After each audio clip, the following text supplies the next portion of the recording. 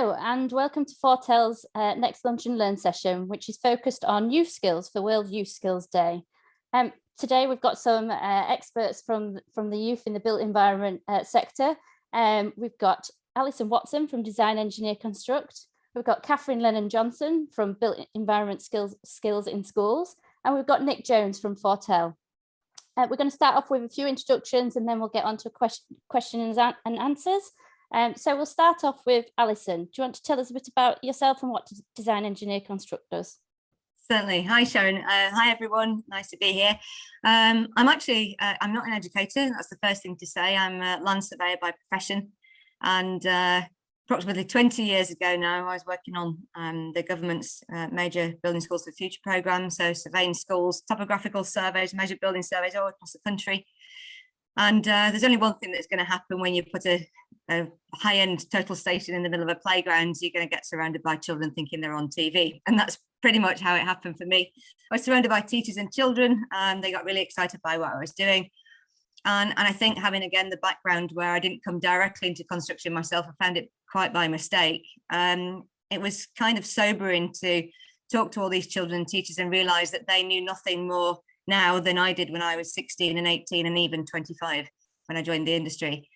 So I kind of thought I need to do something. I can't stop, just moan about it and not do anything. So when we hit the recession at the end of 2008, I found a little piece of time in my professional life to take a step back and empty my brain and my memory banks of all this stuff that happened during BSF, as it was known, and start to write. And my motivation was to modernise curriculum. It was a big idea to transform the way that teachers learned themselves, initial teacher training, really make sure that the age-old question of why do I learn this stuff in school could be answered. And I think from an articulation point of view, every child can sit in a classroom, sit in a home, drive along the road, in the back of the car and be looking around them at the built environment. And there lies the answer. So it wasn't rocket science to me. We could massively improve the STEM curriculum and STEM agenda, science, technology, engineering and maths, by just integrating the built environment into curriculum.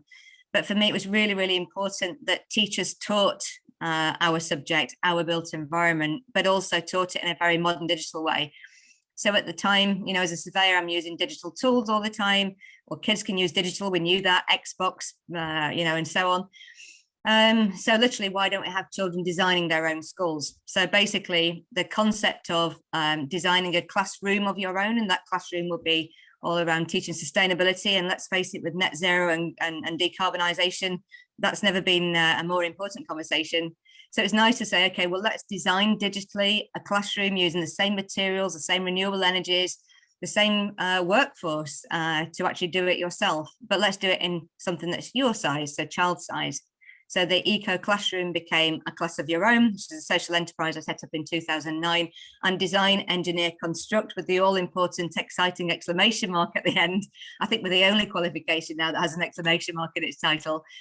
Just meant that there was this crescendo of excitement for kids going from 11 to 18 years old and following a modern digital curriculum. So basically, Design Engineer Construct, which is a thing that I formulated as a result of working directly with children on building projects, became a curriculum subject in its own right.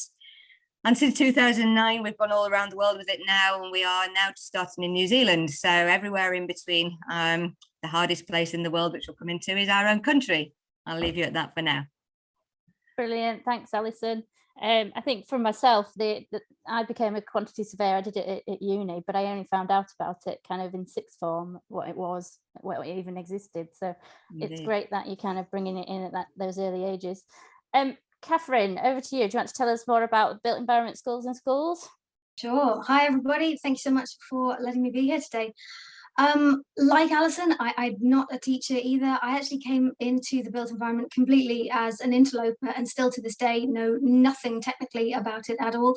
I'm a behavioural psychologist. So I worked in healthcare and the NHS for a long time within public health.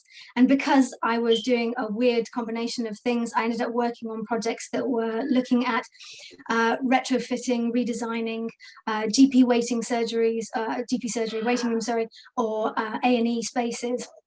helping people, patients and healthcare professionals within those spaces to access what they needed. And I got in touch with lots of the main contractors who are involved in that space, and they kept telling me that if only they could get kids to come and work in the industry, if only we could find these young people, then the sky would be blue and birds would be singing and all would be well in the world. And I thought, I know how you do that. I know how you take people from one set of beliefs and behaviors to another. So I sort of awarded myself the job of taking this message out to young people, not with any particular discipline in mind, but helping them to understand why the built environment matters, why it's so important, how it affects our choices, our health, our well-being, our safety, all of those different aspects that we sort of take for granted and assume that the people who have created our spaces for us had that in mind when they did it. And we all have been in places and spaces where we didn't feel safe, we didn't feel happy, didn't feel capable or informed, and those are choices that someone else has made on our behalf. And I wanted young people to know that however they feel about a place or a space, their feelings are relevant, even if they're not a taxpayer, even if they're not the client, their opinions still matter and they can come and be part of that.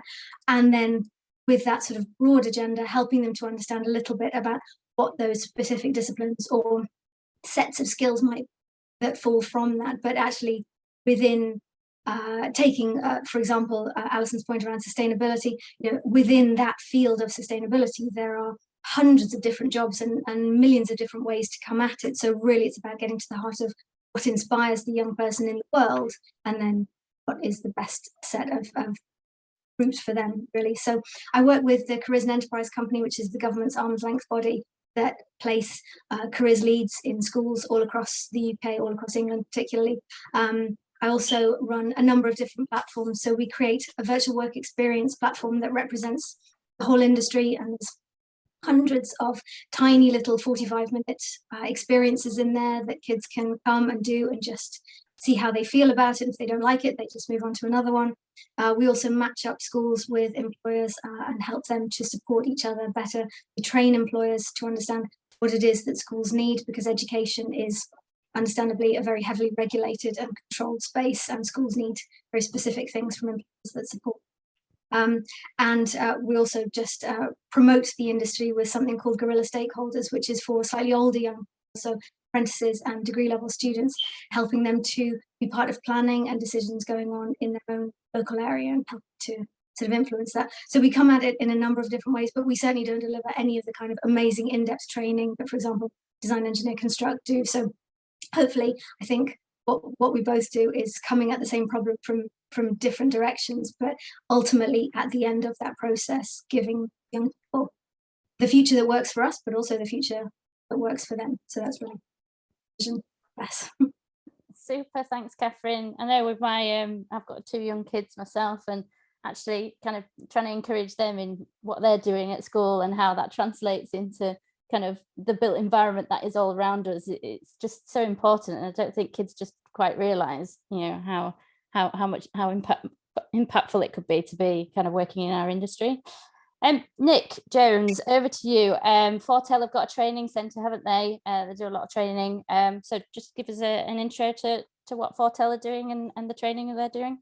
Yeah, hi. Thank you, Sharon, and good afternoon, and grateful to be on this panel. I think from my point of view, my background is civil engineering. So I'm a chartered civil engineer, and I've worked in a variety of sectors in construction, in defence, highways, in rail, and I've seen a multitude of jobs created. And in 30 years in the industry, I suppose it's opened my eyes to the breadth and depth of roles that are there, and ever more so now when we're trying to worry about our environment, social skills, our governance within the sector, making us responsible for green spaces.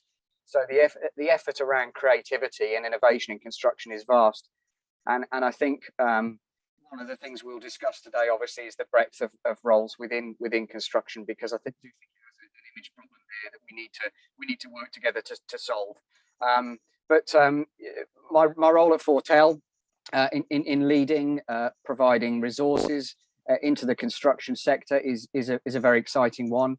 Obviously, we've got a skills issue in the sector, and we've also got the ability to bring lots of people with transferable skills and even no skills into the sector. So as you said, Sharon, we've got a West Midlands Training Academy, and there we can bring entry-level people in and we can equip them with the basic skills, health and safety qualifications as a CSCS card to make a start in our fantastic industry. And obviously at Fortel, then we want to support people as they progress through that career path, mapping them from work placement to work placement, different experience, and qualifying them along the way so that they enjoy you know, as varied a career in construction as I've had. So it's great to be on here. It's great to hear the work that Alison's doing in changing some of the education narrative, because I do think it's so important that we are displayed at schools as a very viable, very rewarding, and a very critical industry. Super, thanks, Nick. And something you mentioned there can lead us on to the first question, actually, because you mentioned the image problem that we have in our industry, and it's, you know, it's not just with kids, it's with their parents as well. So my first question is, does construction have an image problem that makes young people not want to join our industry, and how can we address that? Alison, do you want to start on that one?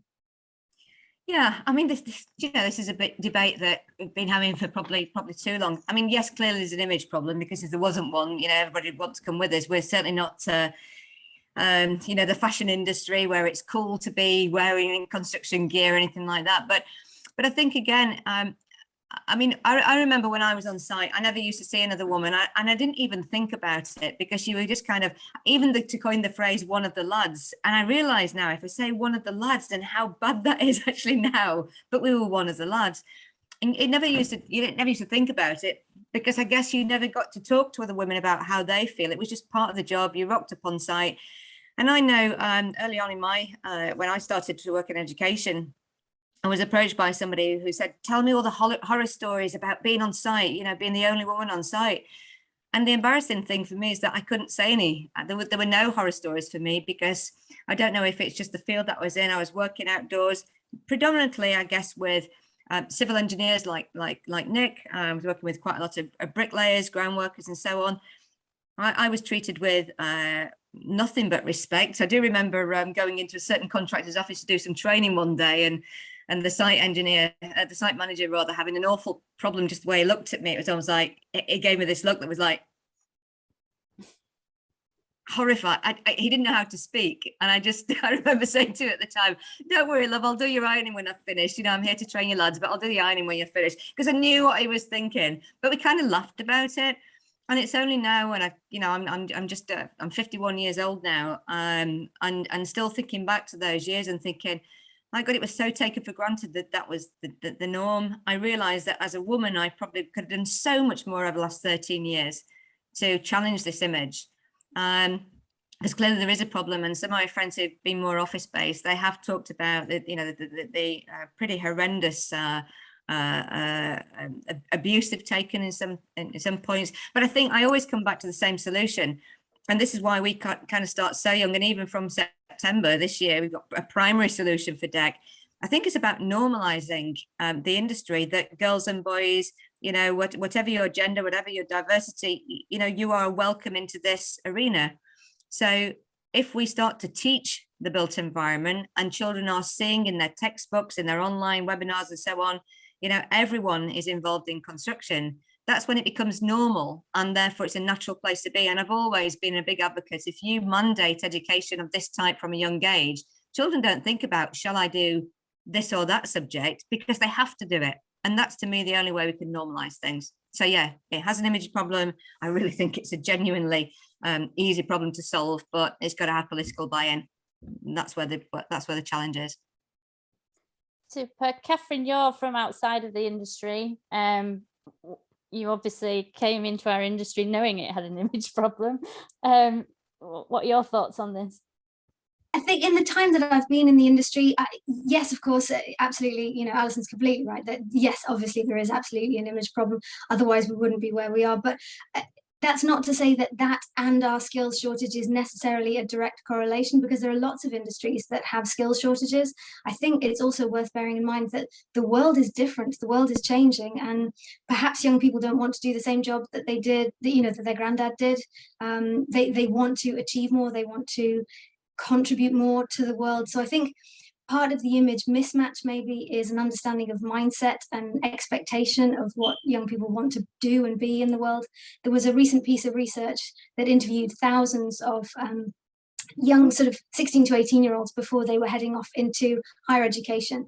And 40% of those young people who didn't have a career path in mind said that they would never work in construction no matter what it pays, because they just couldn't see how it was any more than that it was more than just a salary. So I think we kind of trip ourselves up a little bit when we think about what would have influenced us perhaps back in the day. You know, if someone said, you earn a lot of money, that's a different world now to a 13-year-old. Also worth remembering that alongside us, when we go into schools talking about construction as a career choice, is that the other people in the room might be from industries like finance, where a lot of money is a whole different world to what we're talking about in money, you know, hundreds of noughts at the end. So it's, you know, sort of managing the expectations a little bit. And I think part of maybe the image thing for me is being where they are, that of course they're in schools and that sort of space, but also social media, we're comfortable with what we're comfortable with and talk to each other in that space. We talk to each other. You mentioned sort of right at the beginning of this, Sharon, you know, we sort of sit in conferences and events and things, and we talk to each other about what we're doing, but we don't go outside our comfort zone to be where they are and to talk their language. And I think that is part of the image challenge, that we're still acting like an old-fashioned industry that's a bit scared and stuck in its ways. Nick, do you want to add anything to that? Yeah, I think to reflect on that, I think what Kathryn says about other industries having problems with skill shortages is very relevant, actually. So maybe image problem isn't quite the right phrase. Maybe it's where people are unaware of the breadth of roles in construction, as Alison suggests around schools. It's not an image problem. It's no image, or it's the wrong image.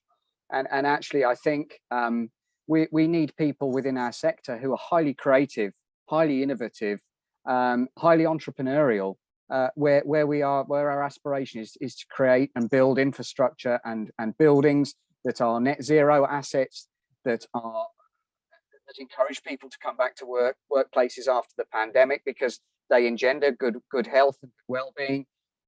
You know, you can get air purifying paint on the walls, well ventilated buildings, increase productivity by 8%. There's all these sorts of things which I think will appeal to those who are all about making the world more sustainable and a better place and nice places to work and connect. The kind of skills that develop that are not those traditionally portrayed when we think or talk about construction in schools. And I think that's where we've got to clarify some of the. This is a really important area of creativity and innovation if we're to maintain our infrastructure in the UK and mean that we tackle things like climate emergency alongside strong economical development and blooming enterprise zones. Yeah, so you mentioned the breadth of roles there. Obviously, teachers are really snowed under and can't be going out and investigating every single role that there is in any industry.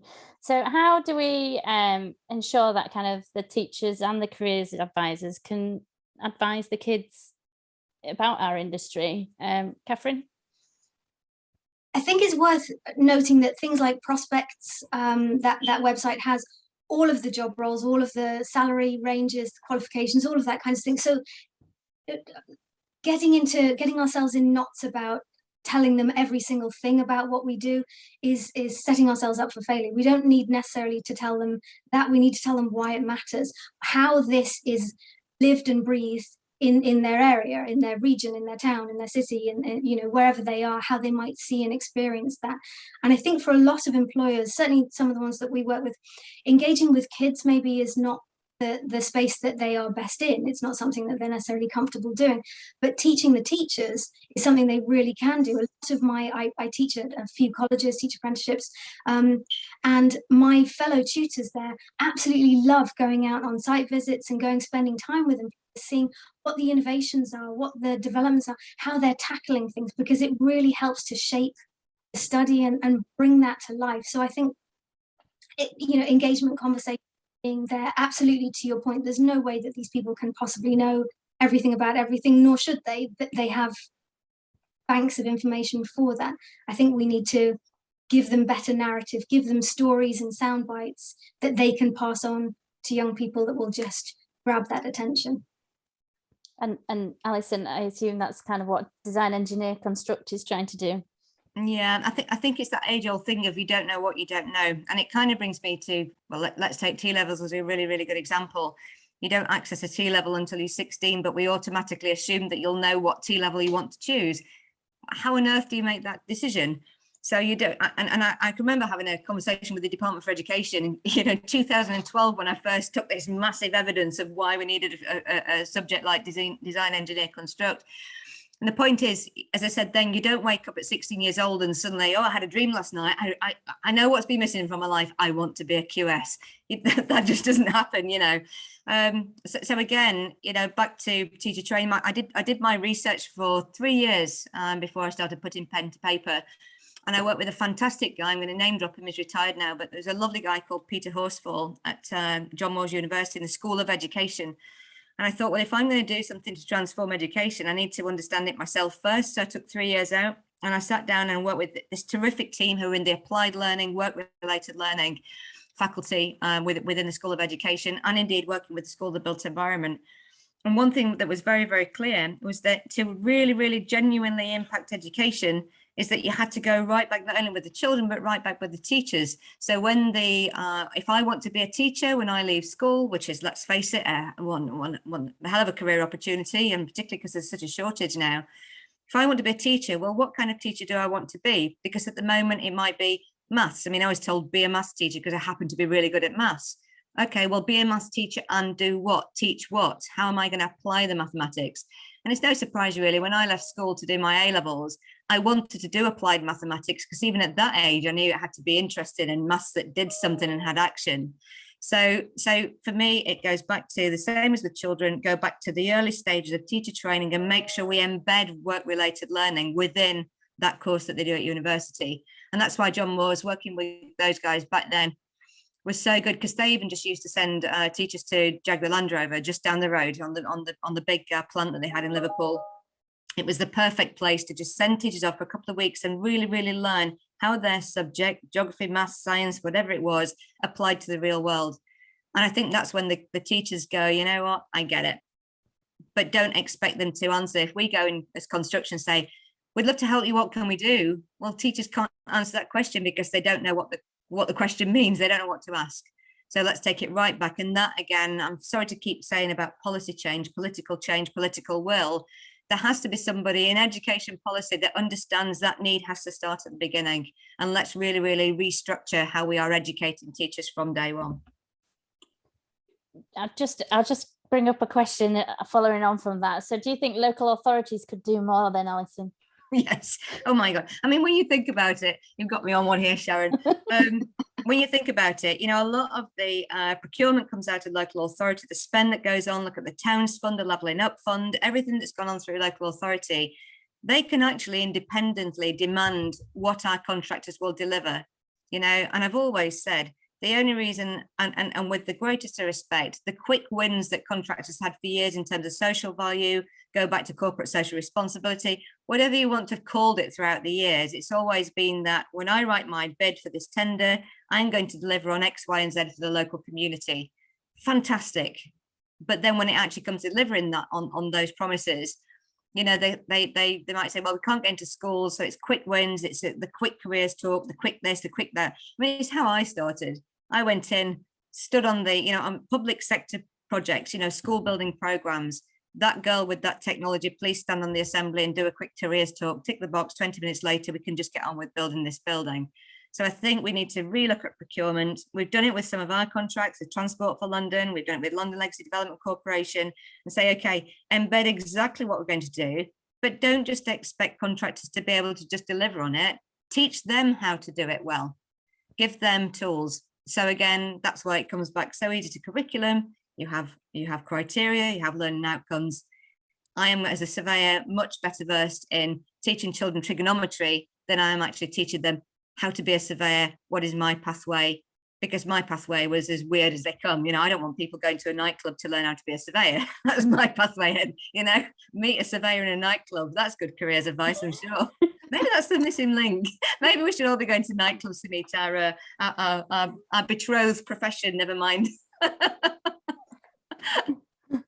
I'm So, up for clubbing to help out if needs be. Bring it on, I'm there. Nick, from your perspective, from industry perspective, then, how do you think that industry and education can work closer together?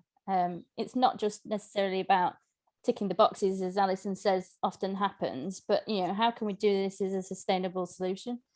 Well, I think we're learning all the time as we as STEM ambassadors within Fortel go and visit schools. We've got better at program content and engagement with students, but we've missed the trick, haven't we? And it's come up in discussion today. I'd written teacher narrative down on my little crib sheet here when I had a look at the questions, and I think health and safety is very, very important in construction.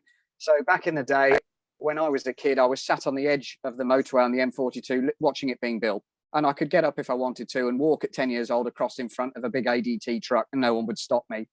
Now we're in a place where we barricade our construction sites away.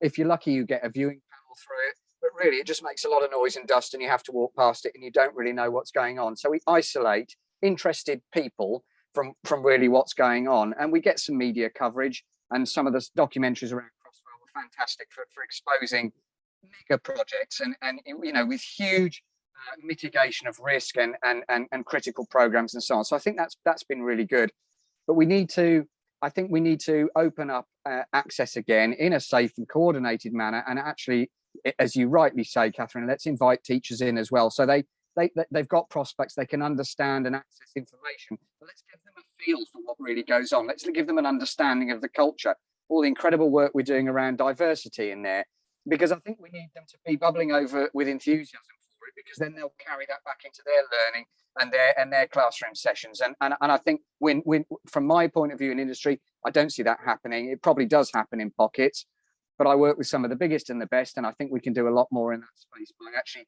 let's stop going into schools. Let's get schools out to there in a controlled and sensible manner. Yeah, and I've worked on school projects myself, and that's when you get school kids coming out, when you're building their school. But other than that, as you say, it's going to them. Kathryn, how do you think that industry and education can work closer together? I think along that, inviting people in safe spaces, one of the amazing initiatives is the Go Construct Open Doors. I think that's such a great scheme, and I know it only happens once a year, and it's obviously a big thing to coordinate, and if you miss it every year kind of thing. But if you've got a site that can be accessed in some way, put yourself forward for open doors, and let schools know. Don't hope that people will stumble across the information. Actually really get it out there and show, to Nick's point, what will they learn when they come and be here? Not just the jobs, not just that building, but construction as a wider thing. But I think there's a lot of things that we can do to sort of I don't know, help share that sort of information. I think Alison probably has more to say on this, though. I think the biggest issue, because I think it's fair to say that everybody in construction is willing. We all want to open our doors, as you rightly say, Kathryn, whether it's a scheme by Go Construct or just a scheme because we do it. I think the bigger challenge, though, again, is around teachers have so little time. And even the risk assessments, I mean, the reason that we started to go more digital is because if you think about getting children or teachers down onto site, that means missing a lesson. And even if it's their lesson, those lessons are generally so to 50 minutes, or even a double period might be 2 hours. There's the cost of the bus fare, the time it takes to get down to site. If you're lucky, you've got a site right next door, but invariably you've got to travel to get to it. Then there's all the risk assessments. Sometimes most schools demand a period of at least 6 weeks. The local authority might have to sign it off if they're not an academy. There's so many barriers actually to getting teachers out of school. And again, it's that kind of thing, even in the holidays, a lot of teachers would like to come during the holidays, but for that person who believes that teachers just, work from 9 till 3 and then have loads of time during the holidays because they just take out. No, they don't. Teachers are the hardest working people you'll ever find. If they're working till the wee small hours of the morning, they're marking books every night, they're preparing reports, lesson plans. The life of a teacher is jam-packed outside school, never mind inside school.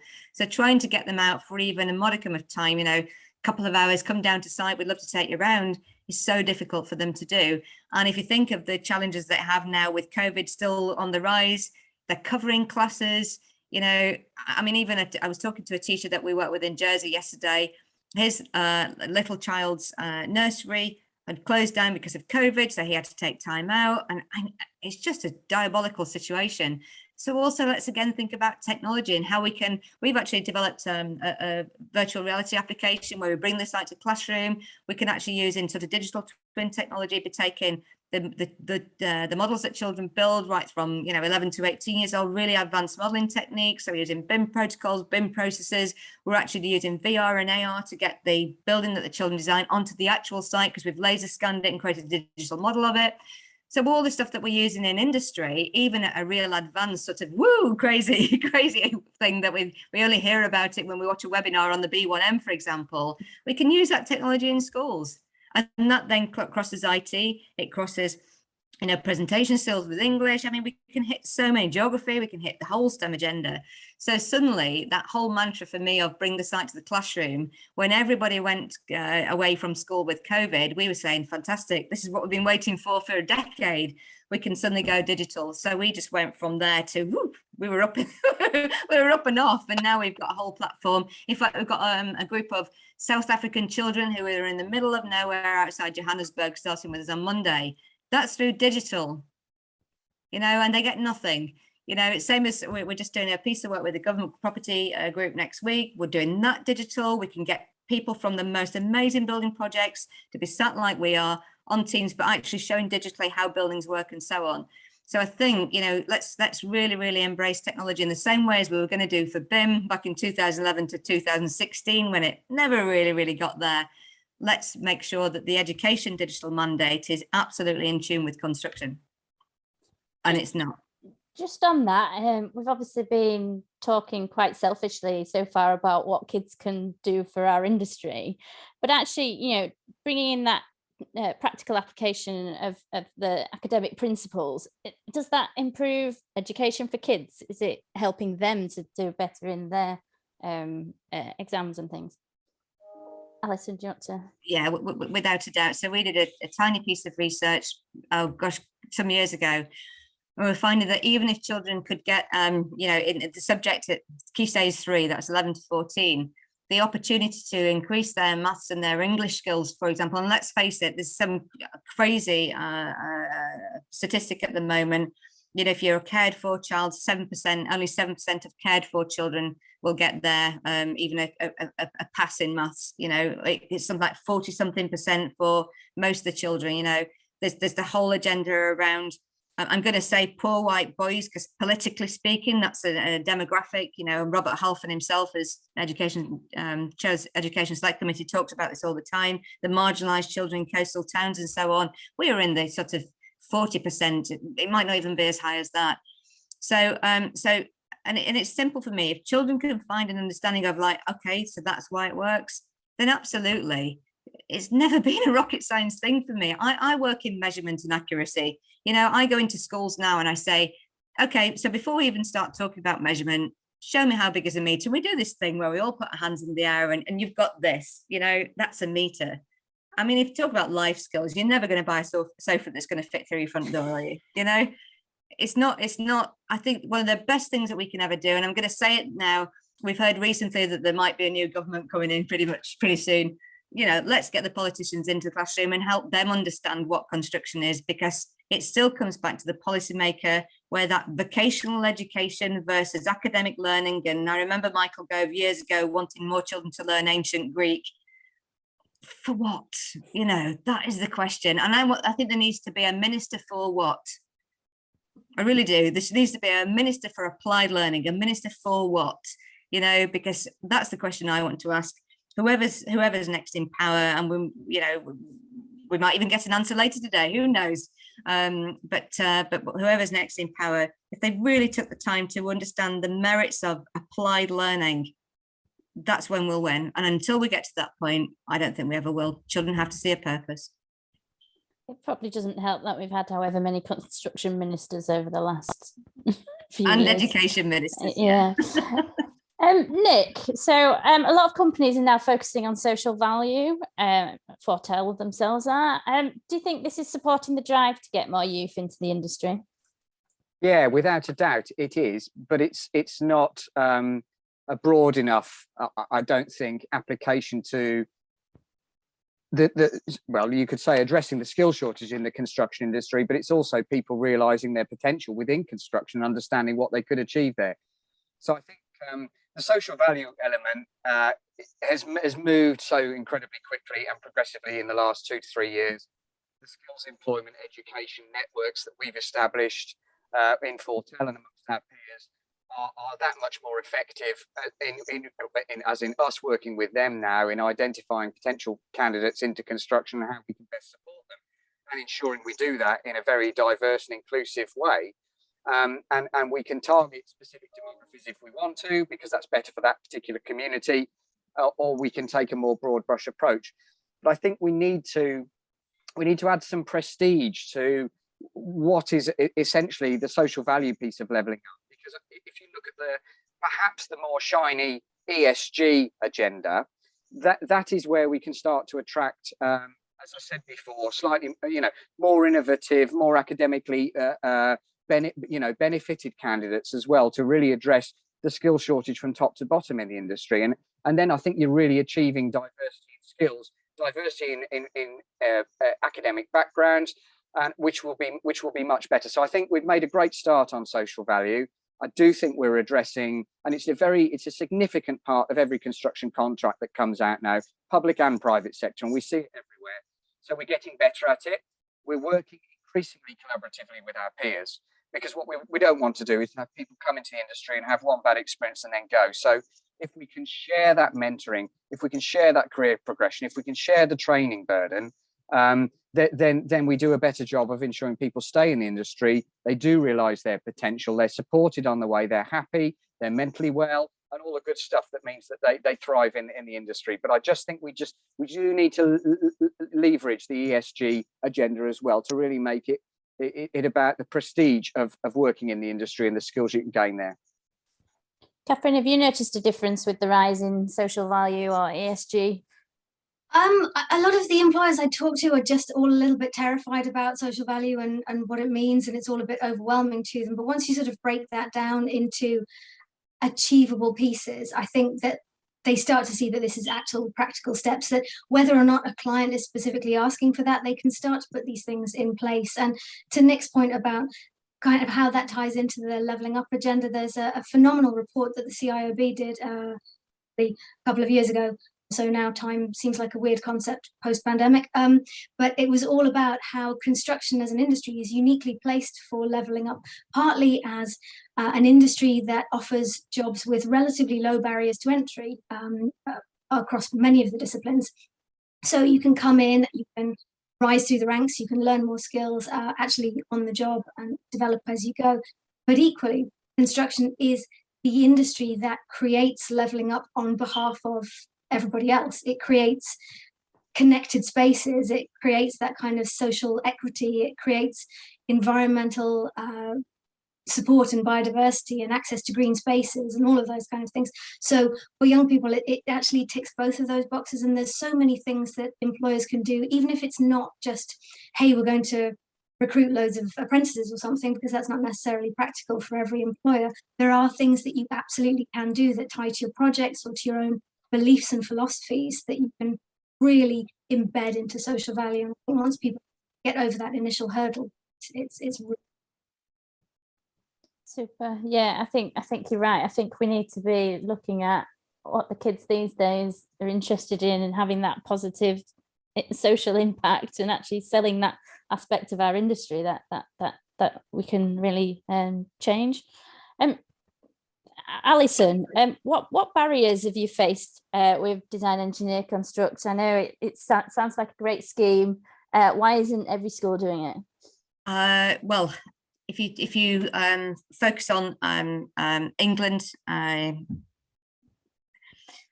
think at the end of the day, you making a subject as design, engineer, construct is a subject that can be taught for an hour a week, key stage 3. It's a couple of hours a week, Key Stage 4, and a few hours, 5 hours a week in Key Stage 5. So it's the size of GCSEs and A-levels, basically. But the issue has always been, and I kind of alluded to it earlier, around vocational versus academic. So in England, and forgive my Scottish friends who are looking in, I know Scotland has its own constraints, but certainly here in England, and this is why I love working in Scotland, because it's so much more of a balanced curriculum. In England, you have the English Baccalaureate, which is where your core subjects fit. So your maths, your English, your sciences, your humanities and languages. And Nick was talking earlier about we need creativity, entrepreneurism, we need innovators. Unfortunately, in a core subject, you are basically headlong into a given text. You know, you've very, very little chance to think outside the box, because unfortunately it is a dedicated curriculum that is probably, for some curricula, not changed in the last 20, 30, 50, or even 100 years. If you think about mathematics for one, Latin is another, and probably ancient Greek for that matter, Mr. Gove. So all the stuff that is kind of the creative fun stuff is all in that elusive box 3. So your drama, your art, your music, your creativity, creative subjects, your design technology, your design engineer construct, your PE. So when children are trying to choose those subjects, they come to option time. If they've not had anything before, well, there's a lack of guidance into what to choose, because I have no idea what career I'm going for. But certainly in terms of creative subjects, they're marginalized into box 3. And if you can only have one choice outside the English Baccalaureate in those other 2 boxes, your favorite subjects probably fall into box 3 with a lot of children, those fun subjects. I like to go to drama, I like to go to PE, and so on. So you probably end up with one choice if you're lucky. So with all those fantastic creative subjects where you can be a little bit different and think outside the box and be innovative and be creative, be entrepreneurial, it's probably going to sit somewhere in there. So the problem is with DEC, and the biggest barrier is the political agenda is about let's have every children academic, and certainly going on this route towards university. The T-levels have come in to give children an alternative, but it's still, you don't have even a chance of trying anything out vocational pre-16 to make that choice at 16 years old. So I think the biggest challenge we have are political challenges around curriculum. They are teachers being driven by targets to meet performance tables. I'll not bore you with that, but it's a little bit like the Football League. You score the most goals for your English Baccalaureate subjects. A lack of training of teachers. So we're working with loads of colleges who are all delivering the T-levels, but have no training to get there. FE colleges can't recruit the best people. So, you know, they've had funding cut left, right and centre. So in terms of getting people who really, really are advanced in knowledge in terms of digital advanced subjects, nope. So now we're having guys who've taught bricklaying, joinery, dry lining, now trying to teach digital surveying, sustainability. And nobody's asking these people how they feel. I'm a human being and they are too. So to actually talk to these people and say, okay, you're going to be thrust into this world that you've never known for all these years. How do you feel about that? And most people go, actually, I am terrified. I need some training. But there's no time, because as usual, they're thrust in. And I'm not going to name names of the college, but they basically said, the leadership in the college said, well, if they can't teach it tough, there's plenty of people who can. Actually, there's not. So it's a whole mess, I think, the English education system. And again, the minister, for why bother, what's the point, whatever that minister is, that minister needs to go into schools and have life as a teacher for just a week. And then they probably experience all the difficulties and challenges that we have, never mind the teachers who teach. There you go, rant over. I think we're on the same page with that. Kathryn, what barriers have you faced? Some of them are probably of my own making. As I say, I'm not from the industry, so certainly trying to have conversations in the early days with people who couldn't talk to me because because they wouldn't understand that I didn't know the technical side of things. But you know, I lack shame and all of those kind of things, so I'm happily just bowling through that one. Surprisingly to me anyway, I was surprised by the amount of employers I found who, even though they're in the built environment and do this every day, could not understand, could not accept that the built environment has human consequences. They genuinely could not understand that that was a thing, and that was something they might want to think about and talk about and pitch to. I think with the work that we do with employers, it's really a barrier to understanding that careers is not some weird uncharted no man's land. You know, as someone was saying, education is a crazy regulated space. There's so much already going on in there. It's not about us coming in and being some sort of saviors to them. There is a very structured requirement of what they need from us, and employers that won't listen to that tend not to get a lot of respect from schools, and that then puts them off. But careers engagement is marketing. It's just a marketing skill. You find out what it is that you want to pitch, you find the audience that you want to pitch it to, and you tell it to them in a way that they want to hear about it, and help them take the next steps. That's really the thing. So getting over that barrier of stop making things complicated when they're not complicated, understand what the route is and just do it, get on with that. But absolutely, you know, matching that with then what schools need is an ongoing problem, because the curriculum is just jam-packed with stuff and teachers don't have the time or the space to think of anything else. They need the help. I think you're right. I think sometimes employers try and reinvent the wheel every time. They're like, what can we do that's going in, that's great, and let's make ourselves different. And I hear it with diversity and inclusion all the time, like, you know, we know what needs to be done, we just need to get behind it and do it. But as an industry, we're so segregated, sometimes we just can't work together on that. Nick, what barriers have you faced with bringing in youth? There's a couple of observations from me around boots on the ground. I think the first is time, and Alison touched on it. And I don't just mean our time, I mean time of respective stakeholders in getting our industry image right and information right and opportunity right to students. So we did an event at a girls' school. It was all around schools go green and the climate emergency. And it took us a good 6 months to address how that would fit with the curriculum. So we talked earlier about, look, people can't take time out of lessons. So we are trying to understand what's in the curriculum and what can we almost substitute with a bit of construction exercise that will enable them to have ticked a box to say, yes, we've covered this subject matter.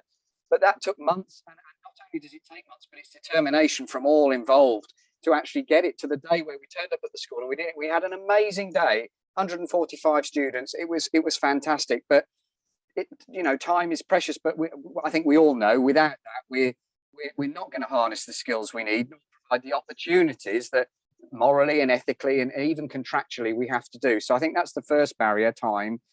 The second barrier, and this is my observation from industry, is that on the ground, works managers, construction managers, project managers have got their feet out to deliver stuff on time and on budget.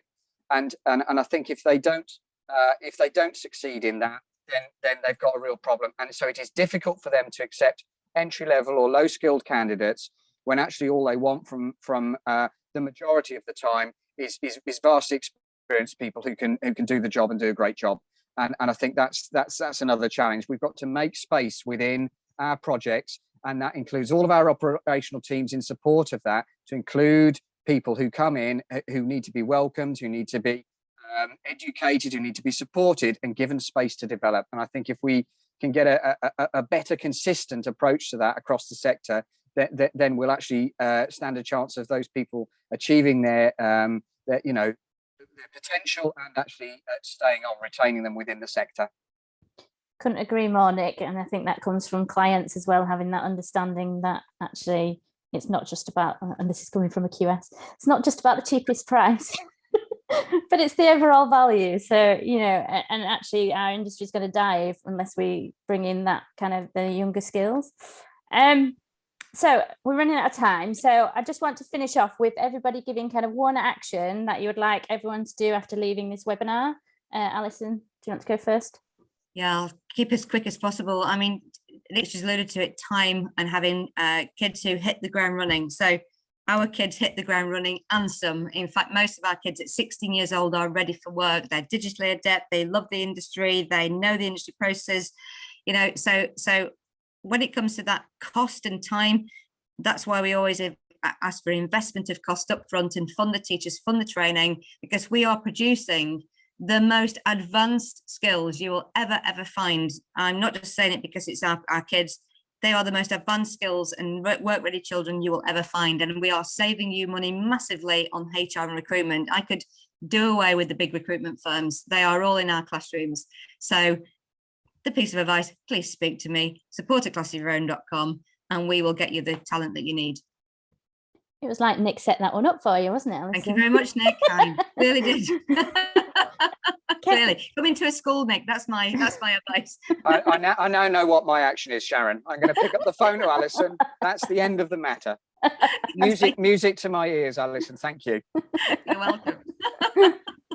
We've got that on record now, Nick. Kathryn, sorry, go on, Nick. No, I was just going to say we're better together, and that's why this kind of thing is so important, because we're all working very hard. We have different perspectives. If we talk more together like this and work together, and it is increasingly happening, we will achieve more. So it's been very valuable for me in that sense. Absolutely, the collaboration is what we talk about all the time, and it's interesting because we're working teams all the time, but then when it comes to collaborating, properly on things, we just struggle. Kathryn, what's your final action? I'm going to be the worst panelist ever and have 3 actions. But first one, absolutely send Alison an email right now. The second, don't wait, get in touch. Second thing is to go onto the Careers and Enterprise website, find the Give an Hour section, put in your details and literally give an hour. They will match you with a school and you can go give a talk, do a classroom activity or something. You don't even need to arrange any of that. They will arrange all of that for you. Just tell them what you're interested in, what you want to do. And the third thing, if you're in a position to do this, all of the T-levels that Alison has been talking about there, in order to succeed and complete those T-levels, those students have to do work experience. They have to do work experience. We need brilliant people in the industry. Don't assume someone else is going to teach those kids what you want them to know. Give them work experience. Get involved. Contact your local college. That's my 3. Brilliant. Thank you, Kathryn. And Nick, have you got any actions to add? No, I don't think I have actually. I think it's about connecting with the stuff that I've learned today. I think it's been hugely important to share the different perceptions, as I kind of said before.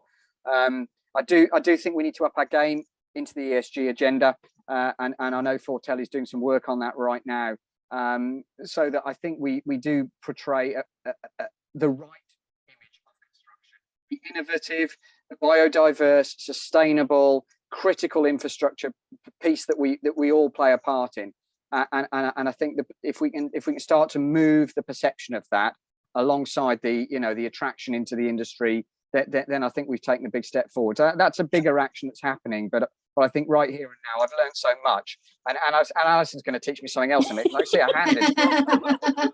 I've learned so much. So we don't stop here with this conversation, as Kathryn rightly said. I'm going to drop an email and it's going to be a race to your inbox, Alison. But thank you for leading us through that discussion, Sharon.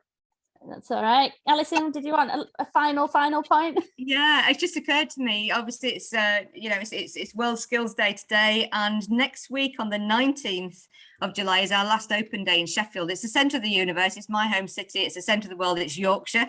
But 19th, on the afternoon of the 19th, King Egbert School in Sheffield is doing the last deck open day, and all that talent at level 3, the most advanced talent we have, is all in the classroom. We've got NG Bailey coming, CIOB's coming, we've got schools coming to learn how to do it. So that's an open invitation to everybody. If you can get to Sheffield on July the 19th, it's a Tuesday afternoon from 1:30. You can drop me a line. Again, Sharon, happy for you to divert everybody onto me. But yes, that's the last chance. So Nick, I'll see you in Sheffield in a couple of weeks' time. In a couple of days' time. Looks like it. Brilliant. I'm sure Fortel will share all your details with this webinar afterwards. Thank you very much for everybody who's joined. Kathryn, Alison, Nick, I think it's been a great conversation. Hopefully it's encouraged people to get more active, encouraging and supporting youth into our industry. And thank you to those that have been watching. There will be another Fortel Lunch and Learn coming up in the near future, so watch this space. Thank you very much. Bye.